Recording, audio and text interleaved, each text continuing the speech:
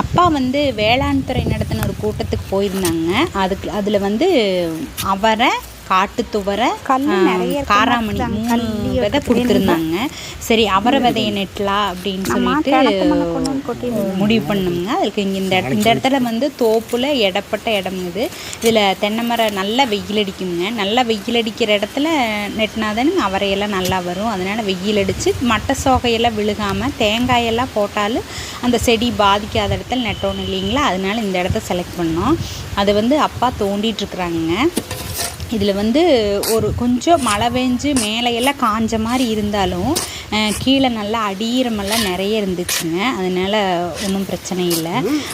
நல்லா இதுக்கு வந்து நெட்டி மேலே தண்ணி ஊற்றி விட்டோம்னா அப்புறம் கொஞ்சம் பெருசானதையும் அப்புறம் வந்து பந்தல் கொஞ்சம் பெருசானதையும் பந்தல் போடுற மாதிரி வந்துருச்சுங்கன்னா பாருங்க, இந்த விதை தானுங்க.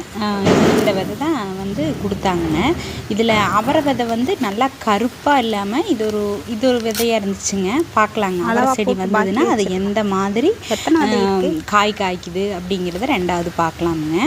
அதே மாதிரி இருக்கு. இதுதான் அவரை விதைங்க. இது வேற கலர்ல இருக்கு. இது வந்து அவரை, காட்டுத்துவரை, இது அவரை விதைங்க. இது வந்து கொஞ்சம் நான் பக்கத்து தோட்டத்தில் கொடுத்த விதை கொஞ்சம் கருப்பாக இருந்தது. இது ஒரு செங்கதை மாதிரி இருக்குது. அவரை விதையிலேயே நிறைய வித்தியாசம் இருக்குது இல்லைங்களா.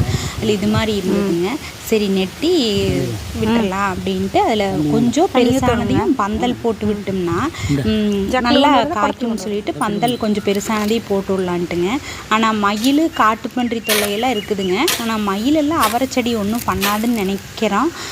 பார்க்கலாங்க. காட்டுப்பன்றி வந்தாலும் அதுவும் வந்து பூரா செடிவில் இது பண்ணி விட்டு போயிருங்க.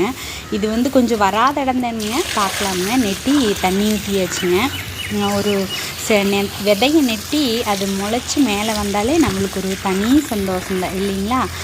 அடியில் கொஞ்சம் குப்பமண்ணெல்லாம் இனிமேல் போடலான்ட்டுங்க. கொஞ்சம் பெருசாகட்டும், அவரை விதை முளைச்சி அவரை செடி வரட்டும், அப்புறம் எல்லாம் வச்சுக்கலாம் அப்படின்ட்டு எல்லாம் நெட்டியாச்சுங்க. நன்றி, வணக்கம்.